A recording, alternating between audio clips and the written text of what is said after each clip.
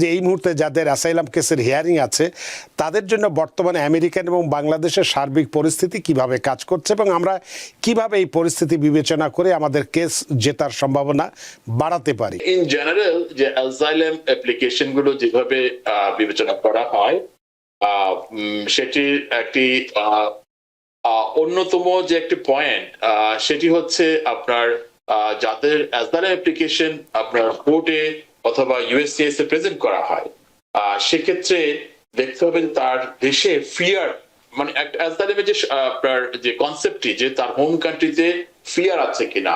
এখন অবশ্যই এটি একটি ইম্পর্টেন্ট বিষয়।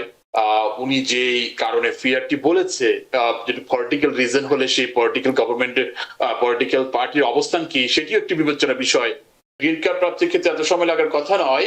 যদি উনি যদি ফিল করে অথবা উনার যে কেস প্রসেসিং যে সেন্টার রয়েছে ওখানে যদি উনি দেখতে পায় যে এটা আনরিজনেবলি ডিলে হচ্ছে সেক্ষেত্রে কিন্তু উনি writ of mandamus it is very powerful টুল কিন্তু সেটির মাধ্যমে কিন্তু ওনার কেসটিকে এক্সপেক্ট করা যেতে পারে।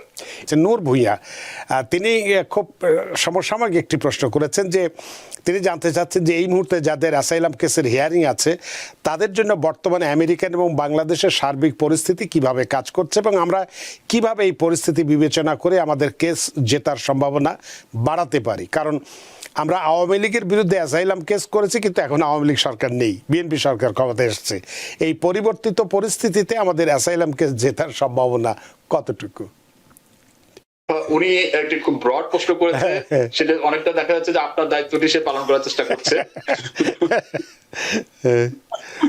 তবে এখানে ইন জেনারেল যে অ্যাসাইলাম অ্যাপ্লিকেশন গুলো যেভাবে বিবেচনা করা হয় সেটির একটি অন্যতম যে একটি পয়েন্ট সেটি হচ্ছে আপনার যাদের অ্যাসাইলাম অ্যাপ্লিকেশন আপনার কোর্টে অথবা ইউএসসিএস এ প্রেজেন্ট করা হয় সেক্ষেত্রে দেখতে হবে তার দেশে ফিয়ার মানে অ্যাসাইলামের যে আপনার যে কনসেপ্টটি যে তার হোম কান্ট্রিতে ফিয়ার আছে কিনা। এখন অবশ্যই এটি একটি ইম্পর্টেন্ট বিষয়। উনি যে কারণে ফিয়ারটি বলেছে যদি পলিটিক্যাল রিজন হলে সেই পলিটিক্যাল গভর্নমেন্টের পলিটিক্যাল পার্টির অবস্থান কি সেটিও একটি বিবেচনা বিষয়। এবং স্টিল যদি তার দল যদি ক্ষমতায় থাকেও সেক্ষেত্রে কিন্তু স্টিল তার ক্লেমটি এস্টাবলিশ করতে পারে যদি উনি দেখাতে পারে যে still government is unable or unwilling to protect him, এবং নিজের গভর্নমেন্ট থাকলেও যে উনি যে নিরাপদে থাকবে অথবা নিরাপদ থাকবে না সেই জিনিসটাই কিন্তু ওনাকে এস্টাবলিশ করতে হবে সাক্ষ্য প্রমাণ এবং অন্যান্য এভিডেন্স এবং ওনার যে ক্লেম সেই ক্লেমের মাধ্যমে। অনেক ধন্যবাদ প্রিয় দর্শক, আশা করি আপনার প্রশ্নের উত্তর পেয়েছেন। এখন বিষয়টি নির্ভর করছেন যে আপনি কিভাবে এটি আবেদনটি করেছেন সেটার উপরে। এম রহমান ইউডি তিনি একটি প্রশ্ন করেছেন, তার প্রশ্নটি নিয়েই আমরা একটু টেলিফোনে যাব।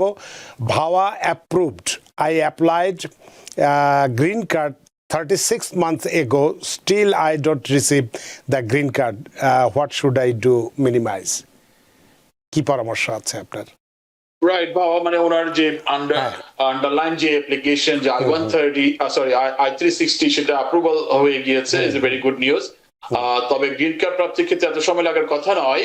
যদি উনি যদি ফিল করে অথবা উনার যে কেস প্রসেসিং যে সেন্টার রয়েছে ওখানে যদি উনি দেখতে পায় যে এটা আনরিজনেবলি ডিলে হচ্ছে সেক্ষেত্রে কিন্তু উনি writ of mandamus it is very powerful টুল কিন্তু সেটির মাধ্যমে কিন্তু ওনার কেসটিকে এক্সপেক্ট করা যেতে পারে।